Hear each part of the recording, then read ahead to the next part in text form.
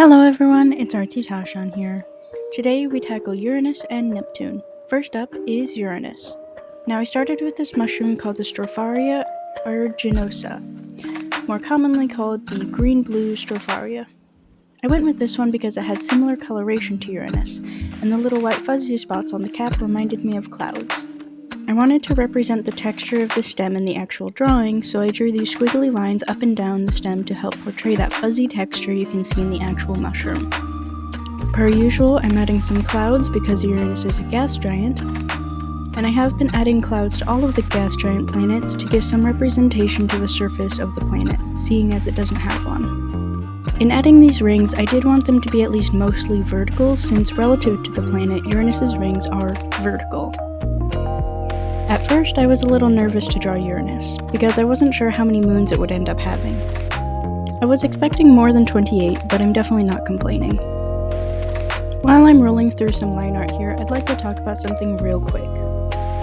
Sometimes I get tired, like really tired, and I just don't want to do this anymore. I may never stop drawing, but these videos, putting hours of work into writing a script and voicing it, it takes a lot of effort. And I often ask myself, why am I doing it? I like sharing my art, my ideas, but what does it matter if no one sees it? 3 weeks ago, I got this comment. Great job, your planetary mushrooms are a really good concept.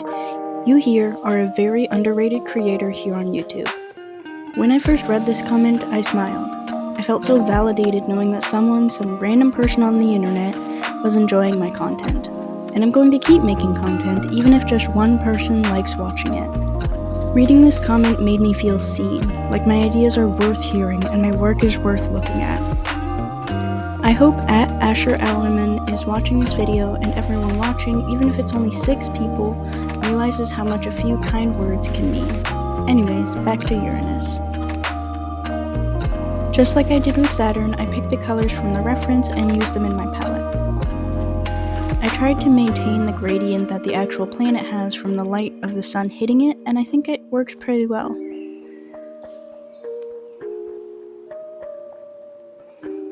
I know that recent pictures of Uranus would lead you to believe it's just a white marble, but I choose to live in blissful ignorance where Uranus is a beautiful blue marble.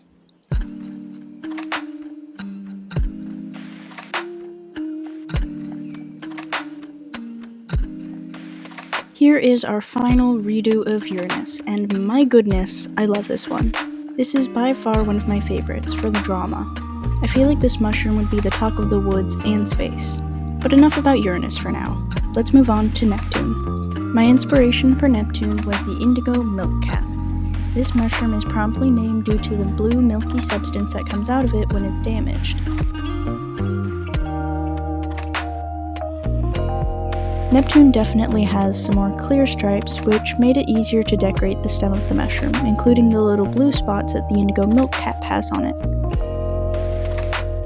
I was tempted to add some little ice details on this mushroom, but I decided against it since I thought it would make it look too sharp on the mushroom.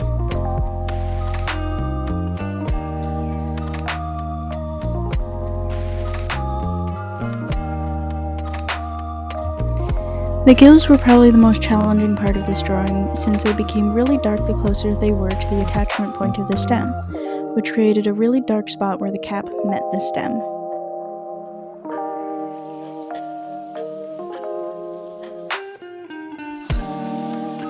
The wavy lines went by smoothly and easily, the spots fit nicely where I liked them, and everything else was pretty much smooth sailing beyond the point of the gills.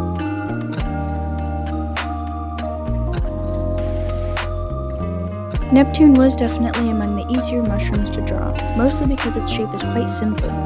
Most of the complexities came from the line weight and coloring.